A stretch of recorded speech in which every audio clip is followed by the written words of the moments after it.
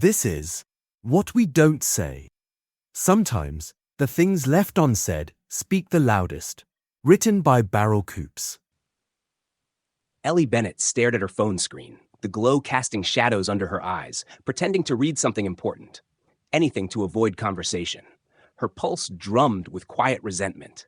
Another soulless networking event. Another room full of inflated egos and empty smiles. She didn't want to be here.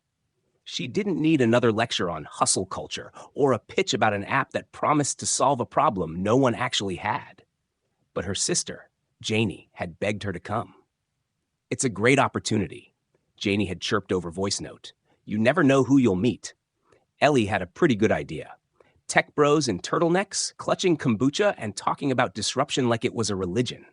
With a sigh, she slipped her phone into her coat and took a glass of wine from a tray drifting past.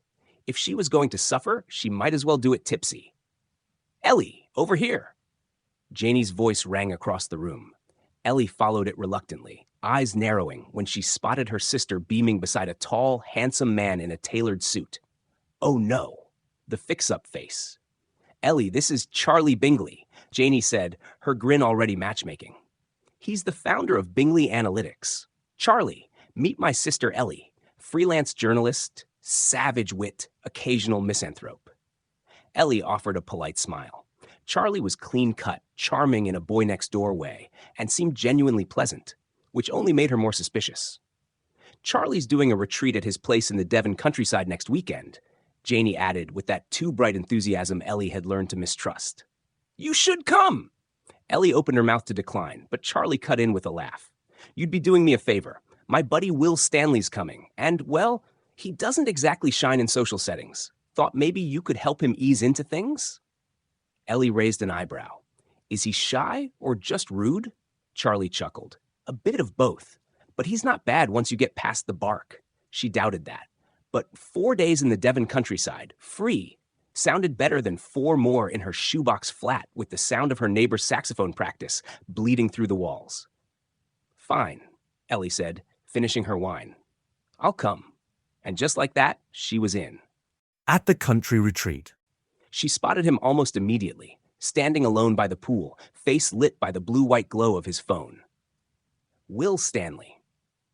Even from a distance, he radiated disinterest like second-hand cologne. He looked like someone who was used to being left alone, or made it so. He was also infuriatingly beautiful, the kind of beautiful that made Ellie roll her eyes. Tall, dark, all angles and shadows, with a jawline like it had been sketched by someone bitterly talented. Ellie poured herself a drink and strolled over. No point delaying the inevitable. "You must be Will," she said, voice casual. He looked up slowly, expression unreadable. "And you are?" "Ellie Bennet. Charlie said you might need a little social lubrication." Will's mouth twitched, not quite a smile. "I'm good, thanks." "Suit yourself." She turned to walk off, unbothered.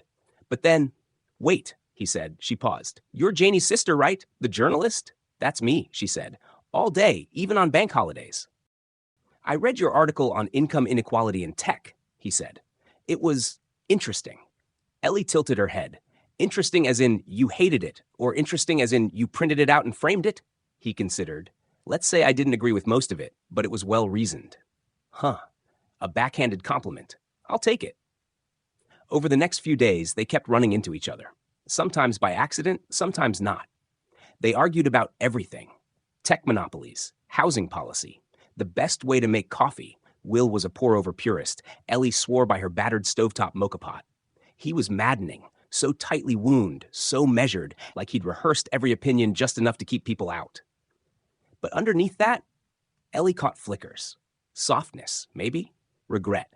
Something bruised but carefully hidden. She didn't trust it, but she couldn't stop being curious either.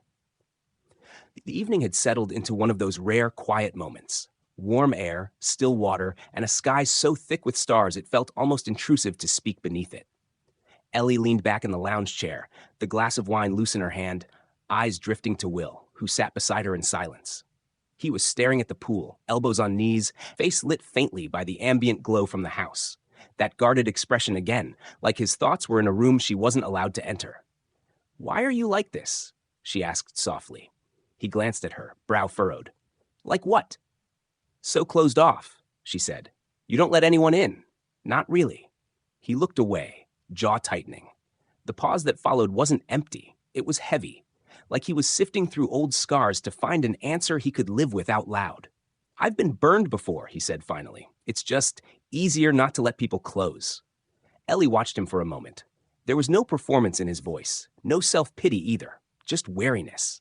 I get that, she said, but you can't go through life like that. Eventually, it won't be easier. It'll just be lonely. Will turned his head toward her. His expression didn't change, but something shifted in his eyes, like a shutter half drawn. Maybe I already am, he said quietly.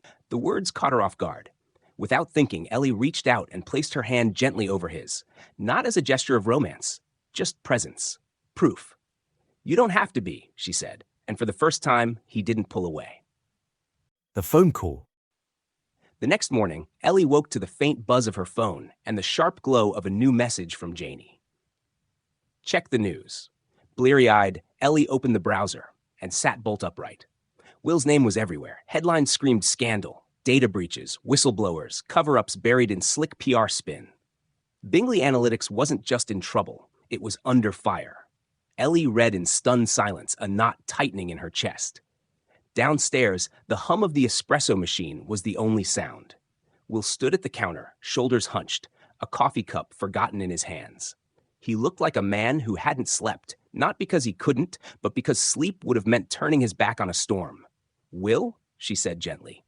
He turned to her slowly, and for the first time, there was no shield, no mask of calm professionalism, just rawness. I didn't know, he said, voice low, but it's my company, my name, my responsibility. Ellie walked over and sat beside him at the table. Then own it, she said. Be the person who faces this head on. Don't lie. Don't deflect. Just tell the truth. People can forgive mistakes, but they won't forgive cowardice. He looked at her like he wanted to believe that, like he wasn't sure he could. What if it's not enough? He asked. Ellie held his gaze. It has to be. You don't get to disappear when things get hard. He didn't respond, but the next time she saw him, it was on television. The publicity. Will stood behind a podium under the weight of cameras and scrutiny. He didn't read a script. He didn't dodge. He admitted where things had gone wrong, where he'd failed, and what he planned to do to put it right. The backlash was instant, harsh, relentless, but something had shifted.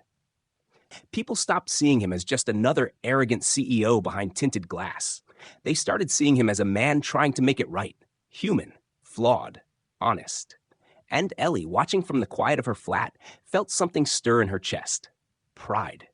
Not just in what he'd said, but in who he was choosing to become. Ellie watched it all unfold from the worn corner of her sofa. News clips, think pieces, op-eds dissecting every word of Will Stanley's public reckoning. But beneath the headlines and media noise, she saw something else. A man learning how to be accountable. A man learning how to feel. And she was proud, not in the way of someone who'd fixed him, but of someone who had simply witnessed the unraveling and trusted what might grow in its place. The smile. Then, one rainy Thursday evening, there was a knock at her door. Will stood there, damp hair curling at the edges, a single red rose in his hand, and that rarest expression on his face, vulnerability. He didn't speak. He didn't need to. Ellie smiled, soft, warm, a welcome. She stepped forward and pulled him into a hug that said everything words couldn't. He opened his mouth to say something. Maybe sorry, maybe thank you, but she touched a finger gently to his lips. She could feel it in him, in the way his shoulders trembled just slightly, in the way he looked at her like she was the only thing steady in the world. She leaned in without hesitation. Their lips met, not with fire, but with quiet certainty, and she drew him inside, closing the door behind them. And in the hush that followed, Will Stanley smiled. Not the careful, curated kind, but a real smile. The kind that only shows up when you finally let someone see who you are. This was What We Don't Say, written by Barrel Coops. I hope you enjoyed my short story. Please hit the subscribe button so you don't miss the next one.